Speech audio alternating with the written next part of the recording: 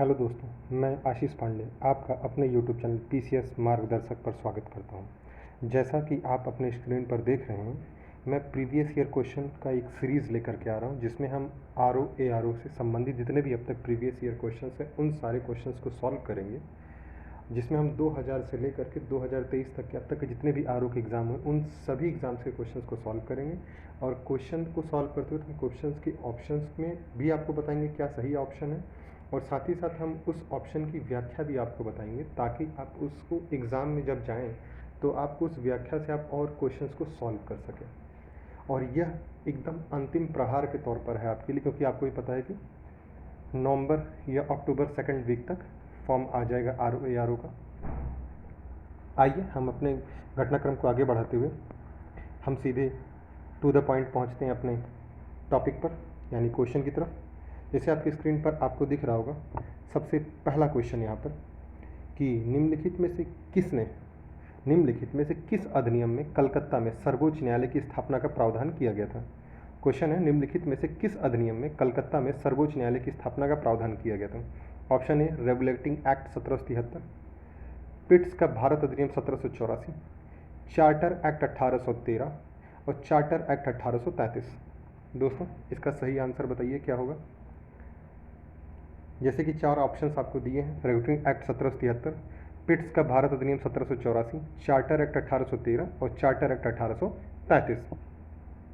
तो इसका दोस्तों सही आंसर होगा रेगुलेटिंग एक्ट 1773। रेगुलेटिंग एक्ट 1773 के तहत कलकत्ता में एक सर्वोच्च न्यायालय की स्थापना की जाती है, लेकिन यह स्थापना 1774 में होती है। अधिनियम होता है 1773 का, लेकिन स्थापना 1774 में होती है। और इसके मुख्य न्यायाधीश होते हैं एलिजा एमपे। इसके मुख्य न्यायाधीश एलिजा एमपे होते हैं इसके मुख्य न्यायाधीश। आइए हम सेकंड क्वेश्चन की तरफ अपने बढ़ते हैं। किस अधिनियम के द्वारा ब्रिटिश संसद ने चाय और चीन के साथ व्यापार को छोड़कर ईस्ट इंडिया कंपनी के भारत के साथ व्यापारिक एकाधिकार को समाप्त कर दिया था। जैसे दोस्तों आपकी स्क्रीन पर दिख रहा है, क्वेश्चन नंबर सेकंड क्या है, किस अधिनियम के द्वारा ब्रिटिश संसद ने चाय और चीन के साथ व्यापार को छोड़कर ईस्ट इंडिया कंपनी के भारत के साथ व्यापारिक एकाधिकार को समाप्त कर दिया था। ऑप्शन है 1813 का चार्टर अधिनियम, 1833 का चार्टर अधिनियम, 1853 का चार्टर अधिनियम, 1873 का चार्टर अधिनियम। तो दोस्तों अपने आंसर्स को बताइए। इसका आंसर होगा 1813 का चार्टर अधिनियम। जबकि 1813 के चार्टर अधिनियम पे चाय और चीन के साथ व्यापार के एकाधिकार को समाप्त कर दिया गया था, वहीं कंपनी के पूर्ण व्यापारिक एकाधिकार को समाप्त किया जाता है 1833 के चार्टर अधिनियम के तहत। अब 1833 के चार्टर अधिनियम के बाद कंपनी अर्थात ईस्ट इंडिया कंपनी जो होगी वह भारत में सिर्फ और सिर्फ राजनीतिक कार्य करेगी, वह व्यापार से संबंधित कोई कार्य नहीं करेगी 1837 के बाद। आइए क्वेश्चन नंबर 3 की तरफ हम आगे बढ़ते हैं। क्वेश्चन थर्ड आपको आपकी स्क्रीन पर दिख रहा है, किस अधिनियम ने भारतवासियों को अपने देश के प्रशासन में कुछ हिस्सा लेना संभव बनाया। किस अधिनियम ने भारतवासियों को अपने देश के प्रशासन में कुछ हिस्सा लेना संभव बनाया। Charter act 1833, charter act 1853, government of India act 1858, Indian council act 1861। बताएं दोस्तों इसका आंसर क्या होगा। जैसा कि अपने स्क्रीन पर देख रहे हैं, इसका आंसर होगा 1833 का चार्टर एक्ट। इस चार्टर की सबसे महत्वपूर्ण जो धारा थी 1833 का जो चार्टर था, इसकी सबसे महत्वपूर्ण धारा संख्या 87 थी, जिसके तहत किसी भी भारतीय अथवा क्राउन की देशज जो प्रजा होगी उस प्रजा को अपने धर्म, जन्मस्थान, वंशानुक्रम या वर्ण के आधार पर या इनमें से किसी भी आधार पर कंपनी के अधीन किसी पद या सेवा के लिए अयोग्य नहीं माना जाएगा। तो इसका आंसर होगा दोस्तों 1833 का चार्टर अधिनियम। आगे बढ़ते हैं। क्वेश्चन नंबर 4, जैसे कि आपको स्क्रीन पर दिख रहा है, क्वेश्चन नंबर 4। क्वेश्चन नंबर 4 है, सर्वोच्च न्यायालय की स्थापना के संबंध में निम्नलिखित में से कौन सा या से कथन सही है या है। सर्वोच्च न्यायालय की स्थापना के संबंध में निम्नलिखित में से कौन सा या से कथन सही है या है। कलकत्ता में सर्वोच्च न्यायालय की स्थापना 1773 के रेगुलेटिंग एक्ट द्वारा की गई थी और लेमेंस्टर इस न्यायालय के प्रथम मुख्य न्यायाधीश थे। तो दोस्तों अपना आंसर दीजिए कि केवल एक सही होगा केवल 2 सही होगा, दोनों 1 और 2 सही होंगे, ना तो 1 ना ही 2। तो जैसा इसका आंसर होगा, कलकत्ता में सर्वोच्च न्यायालय की स्थापना 1773 के रेलवे एक्ट के द्वारा की गई थी। यह बात तो सच है, लेकिन सेकंड ऑप्शन जो दिया है लेमेंस्टर इस न्यायालय के मुख्य न्यायाधीश थे, यह गलत है। क्योंकि अभी आपको मैंने बताया था 1773 रेलवे एक्ट तहत जब कलकत्ता में सर्वोच्च न्यायालय की स्थापना की गई थी दोस्तों, तो उस समय इसके मुख्य न्यायाधीश जो बनाए गए थे सर एलिजा एम्पे थे। तो इस आधार पर इसका ऑप्शन जो सही होगा वह ऑप्शन नंबर ए सही होगा। आइए हम क्वेश्चन नंबर 5 की तरफ बढ़ते हैं दोस्तों। जैसे आपकी स्क्रीन पर दिख रहा है क्वेश्चन नंबर 5 क्या लिखा है। भारत का संघीय न्यायालय निम्नलिखित में से किस वर्ष में स्थापित किया गया था? भारत का संघीय न्यायालय निम्नलिखित में से किस वर्ष में स्थापित किया गया था? 1935 में, 1937 में, 1946 में, ऑप्शन नंबर डी 1947 में। तो बताइए दोस्तों क्वेश्चन नंबर 5 का आंसर क्या होगा? बिल्कुल 1937 में संघीय न्यायालय की स्थापना की गई थी। 1900 जिसे इसकी व्याख्या होगी 1935 के अधिनियम के तहत संघीय न्यायालय की स्थापना 1 अक्टूबर 1937 को की गई थी। स्थापना दोस्तों कब की गई थी इसकी? 1 अक्टूबर 1937 को हुई थी। 1 अक्टूबर 1937 को इसकी स्थापना कर दी गई थी दोस्तों, ठीक है। और उस समय इसके मुख्य न्यायाधीश जो थे सर मैरिस ग्रेवर जो है, संघीय न्यायालय की स्थापना जब हुई थी तो उसके मुख्य न्यायाधीश थे। तो इसका आंसर होगा 1937।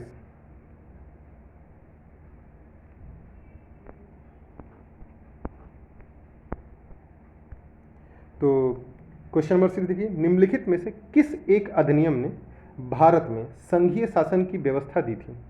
निम्नलिखित में से किस एक अधिनियम ने भारत में संघीय शासन की व्यवस्था दी थी?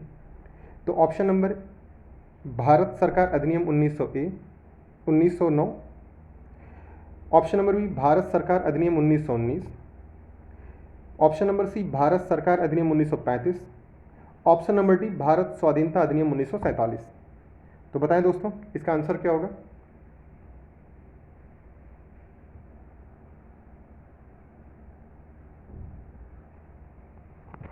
तो दोस्तों इसका आंसर होगा भारत सरकार अधिनियम 1935।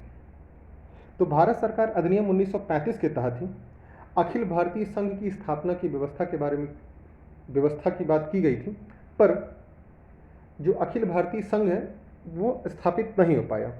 इसी के तहत संघीय शासन की व्यवस्था की बात की गई थी सर्वप्रथम। तो इसका आंसर दोस्तों क्या हो जाएगा? 1935 का भारत सरकार अधिनियम 1935 इसका आंसर हो जाएगा। तो दोस्तों आप क्वेश्चन नंबर देख सकते हैं कि आपकी स्क्रीन पर क्वेश्चन नंबर 7।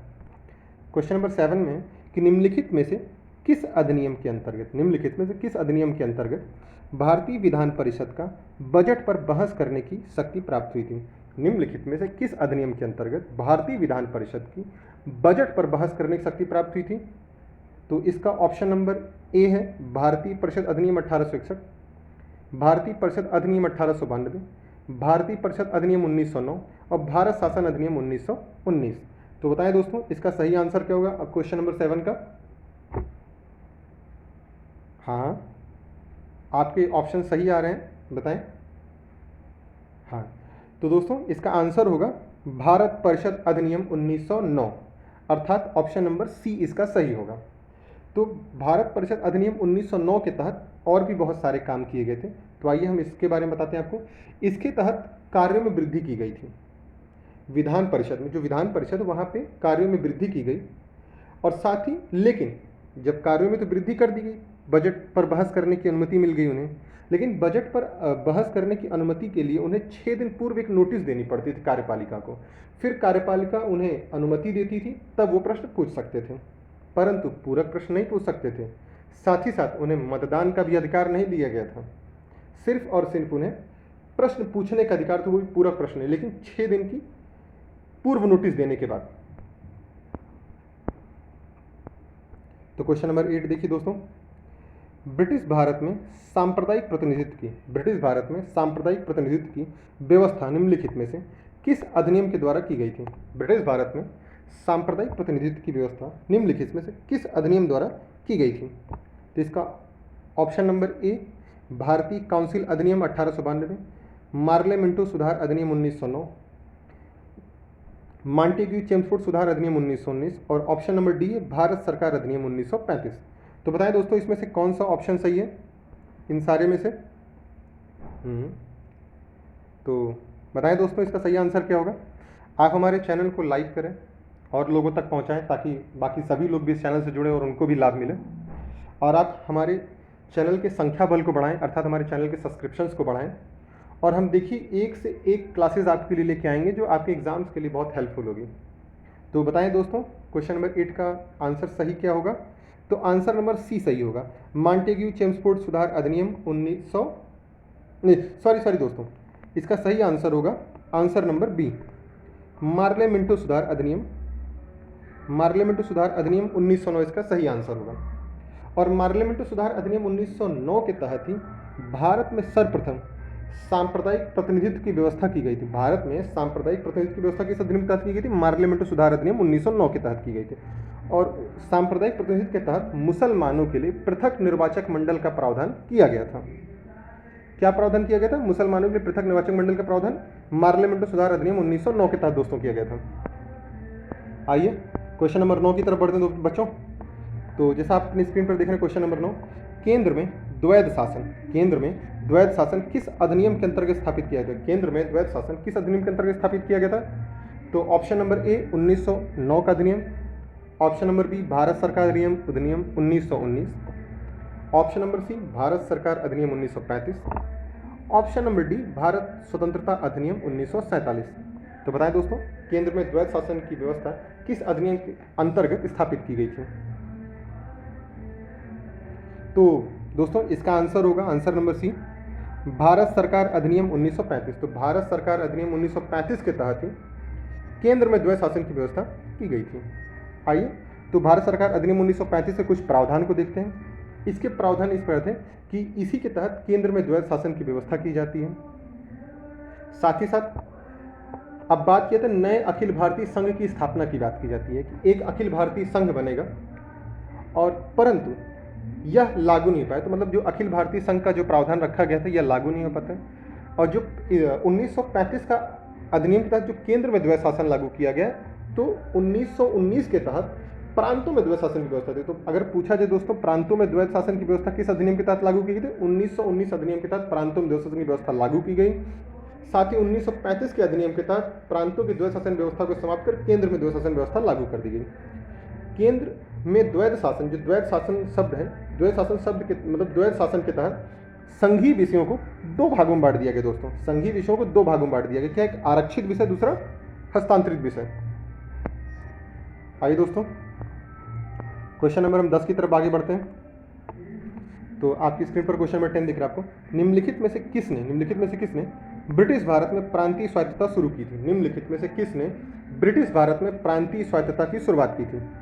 तो ऑप्शन नंबर ए है cabinet mission, option number B Simon commission, option number C Bharat सरकार अधिनियम 1935, ऑप्शन नंबर डी भारत सरकार अधिनियम 1919। तो बताएं दोस्तों इसका सही आंसर क्या होगा? हाँ, तो निम्नलिखित क्वेश्चन नंबर 10 का सही आंसर होगा भारत सरकार अधिनियम 1919। तो भारत सरकार अधिनियम 1919 के तहत ब्रिटिश भारत में प्रांतीय स्वायत्तता की शुरुआत की गई थी। प्रांतीय स्वायत्तता की शुरुआत किस अधिनियम के तहत की गई थी? भारत में भारत सरकार अधिनियम 1919 के तहत की गई थी। तो ब्रिटिश भारत में प्रांतीय स्वायत्तता की शुरुआत प्रारंभिक रूप से भारत सरकार अधिनियम 1919 के तहत किया जाता, जिसे 1935 के भारत सरकार अधिनियम के तहत विस्तारित और स्थापित किया जा सकता है। जैसा कि देखिए दोस्तों हम आपको व्याख्या भी बता रहे हैं जिससे आप आगे के क्वेश्चंस को टैकल कर सकें। साथ ही साथ मैं कल से कोशिश करूंगा कि मैं व्याख्या भी यहीं पर ऐड कर दूं जिससे आपको बताने में और कनेक्टिविटी आपको महसूस हो। देखिए दोस्तों, हम बहुत मेहनत से क्वेश्चंस खोज के लाते हैं आपके लिए, प्रीवियस ईयर क्वेश्चंस खोजते हैं, उसके ऑप्शंस को, उसके व्याख्या को सेट करते हैं, सब कुछ खोज करके लाते हैं, सब कुछ सेट करते हैं। तो इसलिए आप हमारे चैनल को लोगों तक पहुंचाएं, हमारे चैनल को सब्सक्राइब करवाएं लोगों से। आइए क्वेश्चन नंबर 11 की तरफ बढ़ते हैं। केंद्र में कौन सा एक्ट द्विसदनी विधायिका, केंद्र में किस एक्ट के माध्यम से द्विसदनी विधायिका लाई जाती है? केंद्र में किस एक्ट के माध्यम से द्विसदनी विधायिका लाई जाती है?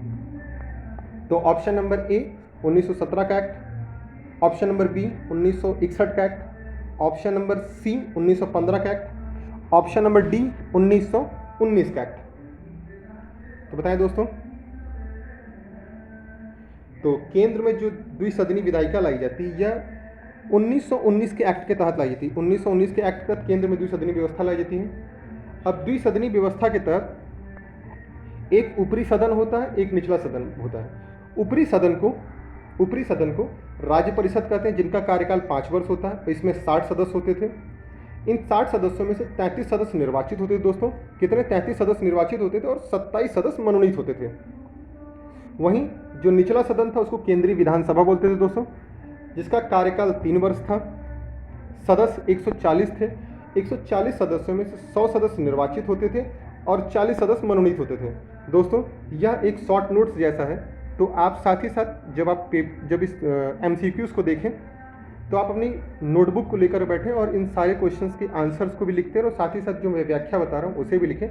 कल से जब मैं व्याख्या को यहाँ पे ऐड कर दूंगा तो आपको समझने में और लिखने में भी आसानी होगी। आइए क्वेश्चन नंबर आगे बढ़ते हैं, क्वेश्चन नंबर 12 की तरफ।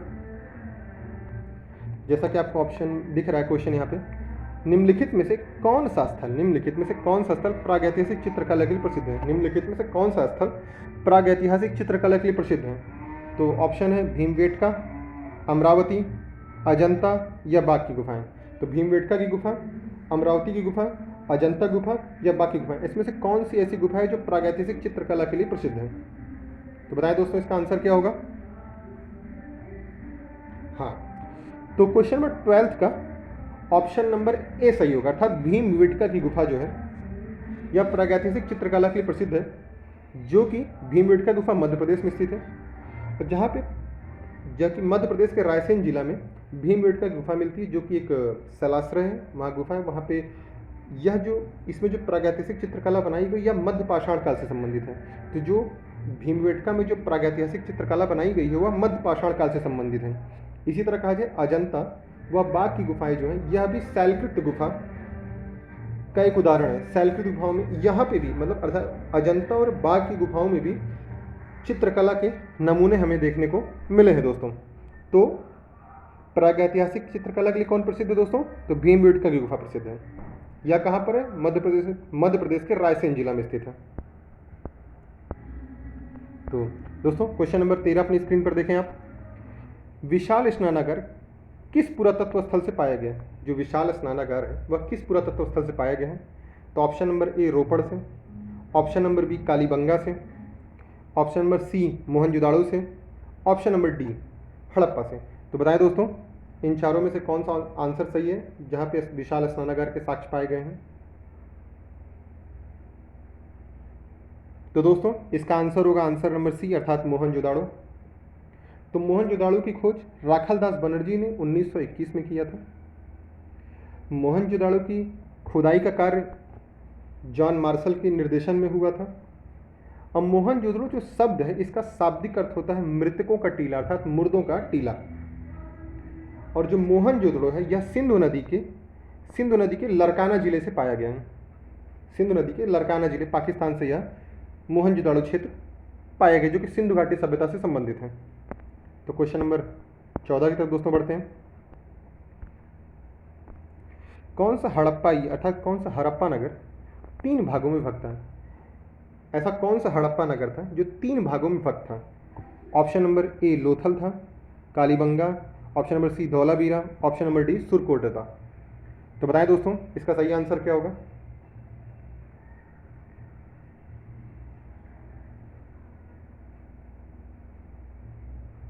तो दोस्तों इसका सही आंसर होगा धौलावीरा। धौलावीरा गुजरात के कच्छ जिले में एक क्षेत्र है धौलावीरा। धौलावीरा एक आयताकार नगर था। जब सिंधु घाटी सभ्यता में खुदाई के बाद यहाँ साक्ष्य देखे गए तो यह एक आयताकार नगर था और इसको 3 भागों में बांटा गया था। किला भाग था, मध्य नगर था और निचला नगर था। इन 3 भागों में हड़प्पा के धौलावीरा को बांटा गया था। तो धौलावीरा का विभाजन 3 भागों में किया गया, जिनमें किले में, मध्य नगर में और निचले नगरों में किया गया था, निचले नगर में।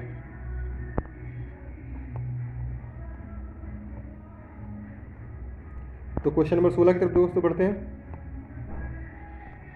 निम्नलिखित सभ्यताओं का उत्तर से दक्षिण का सही क्रम बताएं, कौन सा है? निम्नलिखित सभ्यताओं का उत्तर से दक्षिण का सही क्रम बताएं। तो ऑप्शन नंबर ए है माया, एजिटिक, मुइंस्का, इंका। अर्थात इन्हें क्रम से सेट करना है, इन्हें देखना है कि कौन सा क्रम उत्तर में सबसे पहले और सबसे लास्ट में दक्षिण में कौन सा है। तो ऑप्शन नंबर बी में माया, मुइंस्का, इंका, एजिटिक।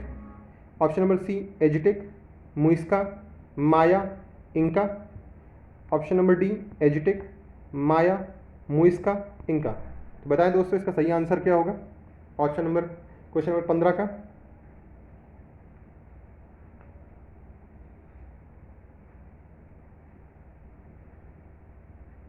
ऑप्शन नंबर 16 का सही आंसर होगा ऑप्शन नंबर डी, एजिटिक, माया, मुइस्का और इंका।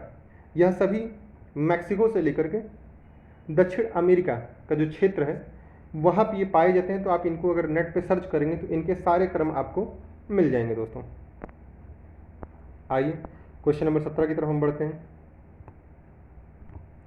तो दोस्तों सबसे पुराना वेद कौन सा है? यह तो सबसे आसान सा क्वेश्चन है जिसे आप आसानी से हर कोई बता सकता है। सबसे पुराना वेद कौन सा है दोस्तों? तो सबसे पुराना वेद ऋग्वेद है दोस्तों। सबसे पुराना वेद ऋग्वेद है।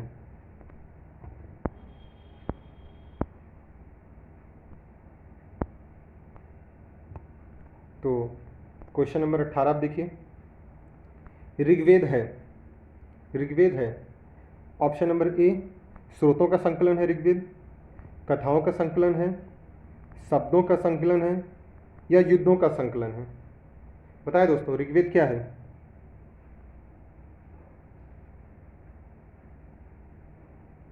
बहुत सही, बहुत अच्छे दोस्तों, आप लगातार सही आंसर दे रहे हैं आप सभी। तो ऋग्वेद स्रोतों का संकलन है। अगर आप ध्यान से देखें तो ऋग्वेद स्रोतों का संकलन है। ऋग्वेद में टोटल 10,552 ऋचाएँ हैं। इनमें रचनाएं की गई हैं तो जिसमें 10,552 रचनाएं हैं। इसी प्रकार अगर यजुर्वेद को देखते हैं तो यजुर्वेद स्रोत एवं कर्मकांड उसमें दिया गया है। कर्मकांडीय चीज़ों के बारे में उसमें बात किया गया है। सामवेद जो है संगीतमय स्रोत है, अर्थात हम जब यज्ञ करते हैं तो यज्ञ के दौरान गीत गाया जाता है ना, जो मंत्र गीत के तौर पे गाते हैं वह सामवेद से संबंधित है। अथर्ववेद देखें दोस्तों तो अथर्ववेद में 20 अध्याय हैं और 5,987 मंत्र हैं दोस्तों। कितने? 5,987 मंत्र हैं। तंत्र मंत्र और वशीकरण से संबंधित अथर्ववेद जो है आपका, यह तंत्र मंत्र और वशीकरण से संबंधित, इसमें जादू टोना की बात की गई है। इन सभी चीज़ों की घटनाओं के बारे में चर्चा किया गया है। तो हम क्वेश्चन नंबर 19 देखते हैं दोस्तों। तो क्वेश्चन नंबर 19 है, आध्यात्मिक ज्ञान के विषय में नचिकेता और यम का जो संवाद होता है वह किस उपनिषद से प्राप्त होता है? आध्यात्मिक ज्ञान के विषय में नचिकेता और यम का संवाद किस उपनिषद से प्राप्त होता है दोस्तों? तो आंसर दें इसका। तो ऑप्शन नंबर ए बृहदारण्यक उपनिषद में, ऑप्शन नंबर बी छांदोग्य उपनिषद में, ऑप्शन नंबर सी कठोपनिषद में, ऑप्शन नंबर डी केन उपनिषद में। तो बताएं दोस्तों, लगातार आप पार्टिसिपेशन करते रहें, लगातार आप सभी आंसर्स देते रहें। बहुत बढ़िया, मैं देख रहा हूँ बहुत सारे लोग लगातार आंसर्स दे रहे हैं। तो बताएं दोस्तों इसका सही आंसर क्या होगा। आप हमारे चैनल को बाकी लोगों तक पहुंचाते रहें, आप हमारे चैनल को शेयर करें, सब्सक्राइब करें हमारे चैनल को। आप संख्या बल लगातार हमारे चैनल्स का बढ़ाते रहें और फिर आप देखिए हम आपको हर वो चीज़ लेकर के आपके समक्ष प्रस्तुत होंगे जो आपके आरओ एग्ज़ाम्स के लिए महत्वपूर्ण होगा। तो दोस्तों इसका सही आंसर होगा कठोपनिषद। तो यम और नचिकेता का जो संवाद है वह कठोपनिषद से प्राप्त होता है। और कठोपनिषद यजुर्वेद, जो कृष्ण यजुर्वेद है उसका एक उपनिषद है, कृष्ण यजुर्वेद का एक उपनिषद है कठोपनिषद दोस्तों। तो आइए दोस्तों हम क्वेश्चन नंबर 20 की तरफ आगे बढ़ते हैं। अब बस कुछ ही क्वेश्चंस बचे हुए हैं। निम्नलिखित में से किस राज्य की सीमा बांग्लादेश से नहीं मिलती है? निम्नलिखित में से किस राज्य की सीमा बांग्लादेश से नहीं मिलती है? मेघालय की, त्रिपुरा की, मणिपुर की, मिजोरम की? यह तो बहुत इजी क्वेश्चन है बच्चों, बताएं कि निम्न में से कौन सा ऐसा राज्य है जिसकी सीमा बांग्लादेश से नहीं मिलती है? मेघालय, त्रिपुरा, मणिपुर, मिजोरम?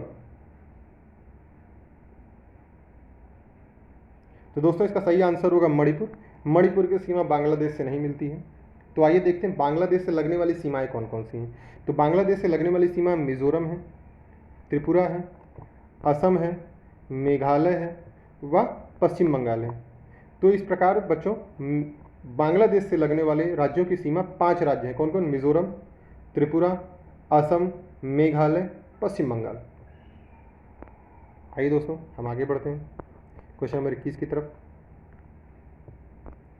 निम्नलिखित में से भारत की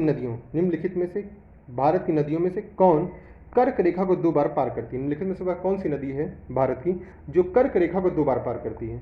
माही, option number A Mahi, option number B Chambal, option number C Narmada, option number D उपर्युक्त में से कोई नहीं। तो बताएं दोस्तों सही आंसर क्या होगा इसका? ऐसी कौन सी नदी है जो कर्क रेखा को 2 बार पार करती है? लगातार पार्टिसिपेशन सभी लोग करते रहें, हमारे चैनल को सब्सक्राइब करें, बेल आइकन को प्रेस करें ताकि जो भी नोटिफिकेशन हमारे चैनल से संबंधित हो वह आपको तुरंत मिले। तो दोस्तों इसका सही आंसर होगा माही। इसका सही आंसर होगा। आइए दोस्तों माही के बारे में देखते हैं। माही का उद्गम मध्य प्रदेश में होता है। से होता है। और माही का जो प्रवाह क्षेत्र अगर देखा जाए तो माही मध्य प्रदेश से निकलती है, या मध्य प्रदेश से बहते हुए राजस्थान से गुजरात, और गुजरात के बाद जाके खंभात की खाड़ी में गिर जाती है। तो अगर माही का उद्गम पूछा जाए मध्य प्रदेश से, और इसका मुहाना कहाँ पर, गिरती कहाँ पर है? खंभात की खाड़ी में दोस्तों।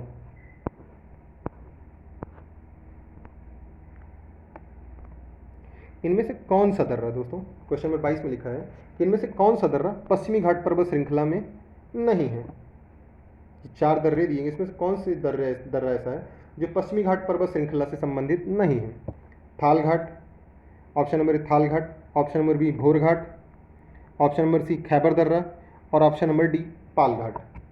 बताएं दोस्तों इसका सही आंसर क्या है? ये सभी क्वेश्चंस प्रीवियस ईयर के हैं। हम प्रीवियस ईयर के क्वेश्चन अभी आपको सॉल्व करा रहे हैं।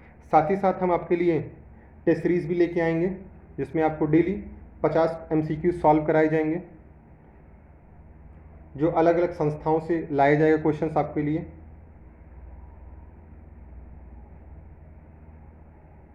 तो सही आंसर इसका होगा खैबर दर्रा।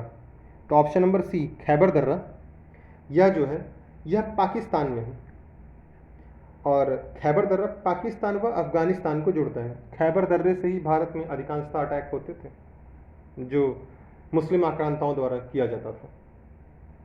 तो दोस्तों यह पाकिस्तान में स्थित है और यह पाकिस्तान व अफगानिस्तान को जोड़ता है खैबर दर्रा। तो थाल घाट, भोर घाट और पाल घाट जो दर्रा है यह आपका पश्चिमी घाट पर्वत श्रृंखला में स्थित है। आइए क्वेश्चन नंबर 23 की तरफ बढ़ते हैं। शायद यह हमारे आज का लास्ट क्वेश्चन है। निम्नलिखित में से किस राज्य से कर्क रेखा नहीं गुजरती? निम्नलिखित में से किस राज्य से कर्क रेखा दोस्तों नहीं गुजरती है? तो option number A Tripura, option number B Chhattisgarh, option number C Manipur, option number D Mizoram. बताएं दोस्तों सही आंसर क्या है? सही आंसर क्या त्रिपुरा सही आंसर है, या छत्तीसगढ़ है, या मणिपुर है, या मिजोरम? ऐसा कौन सा राज्य जो कर्क रेखा से नहीं गुजरता है? मतलब किस राज्य से कर्क रेखा नहीं गुजरती है? बताएं दोस्तों। सभी लोग पार्टिसिपेशन लगातार करते रहें, हमारे चैनल को सब्सक्राइब करें PCS मार्गदर्शक को। तो इसका सही आंसर होगा दोस्तों मणिपुर। इसका सही आंसर होगा मणिपुर। तो जैसे अगर आप देखें तो कर्क रेखा भारत के 8 राज्यों से गुजरती है। कर्क रेखा भारत के 8 राज्यों से गुजरती है। तो कौन कौन? पहला राज्य है गुजरात, दूसरा राजस्थान, तीसरा मध्य प्रदेश, चौथा छत्तीसगढ़, पाँचवा झारखंड, छठा पश्चिम बंगाल, सातवां त्रिपुरा, आठवां मिजोरम। इस प्रकार टोटल 8 राज्यों से कर्क रेखा गुजरती है। किन किन राज्यों से? गुजरात से, राजस्थान, मध्य प्रदेश, छत्तीसगढ़, झारखंड, पश्चिम बंगाल, त्रिपुरा और मिजोरम। इन 8 राज्यों से कर्क रेखा गुजरती है दोस्तों। जैसे इस बार कर्क रेखा की ये 4 ऑप्शन दिए, अगली बार कोई 4 ऑप्शन और दे सकता है, इसलिए मैंने 8 राज्यों का भी क्रम आपको बता दिया है। आइए दोस्तों, एक क्वेश्चन और है दोस्तों, क्वेश्चन नंबर 24। आइए देखते हैं क्या है। मेघालय का पठार भाग है, अर्थात मेघालय का पठार किसका भाग है? हिमालय श्रेणी का भाग है, प्रायद्वीपीय खंड का भाग है, पूर्वी घाट का है या सतपुड़ा श्रेणी का है? दोस्तों यह क्वेश्चन जब आया था आरओ में तो बहुत सारे लोगों ने इस क्वेश्चन को गलत किया था, क्योंकि लोग इसको बहुत सारे एस्पिरेंट इस क्वेश्चन को नहीं समझ पाए थे। सही बताएं दोस्तों, इसका सही आंसर क्या होगा? तो इसका सही आंसर होगा प्रायद्वीपीय खंड, अर्थात बी, प्रायद्वीपीय खंड का यह विस्तार है। तो देखा जाए जो मेघालय पठार है यह प्रायद्वीपीय पठार का विस्तार है। मेघालय पठार प्रायद्वीपीय पठार का ही विस्तार है। और जब तक अधिकांशतः लोगों ने क्या बताया था, यह हिमालय श्रेणी का भाग बता दिया था मेघालय पठार को, जबकि ऐसा नहीं है। प्रायद्वीपीय जो पठार है उसका एक विस्तार मात्र है मेघालय पठार, और मेघालय पठार और जो प्रायद्वीपीय पठार है इसको अलग करता है मालदा, एक भ्रंश है, मालदा एक गैप पड़ता है, मालदा गैप ही मेघालय पठार और प्रायद्वीपीय पठार को अलग अलग करता है। तो दोस्तों यह था हमारा आज का क्वेश्चन सीरीज पूरा, जिसमें हमने आपको 24 क्वेश्चन सॉल्व कराए हैं। कल से हम इन क्वेश्चनों की संख्या बढ़ा देंगे, साथ ही साथ हम आपके लिए क्वेश्चंस के साथ साथ व्याख्या भी ऐड करेंगे, अर्थात हम कुछ ना कुछ इनका व्याख्या ऐड करेंगे, जिससे आपको और कनेक्टिविटी हमारे चैनल में मिले, मतलब कि हमारे क्वेश्चन आंसर की सीरीज़ में आपको और कनेक्टिविटी डेवलप हो। तो आप हमारे चैनल को लोगों तक पहुंचाएं, अधिक से अधिक हमारे चैनल की संख्या बढ़ाएं, सब्सक्रिप्शंस को बढ़ाएं। आप हमें मोटिवेट करते रहें ताकि हम आपके लिए मोटिवेट हो करके, ताकि हम आपके लिए अच्छे अच्छे क्वेश्चंस खोज करके लाएं और वो सभी क्वेश्चंस आपको सॉल्व कराएं जो आपके एग्ज़ाम में सटीक तौर पे आपको मिले।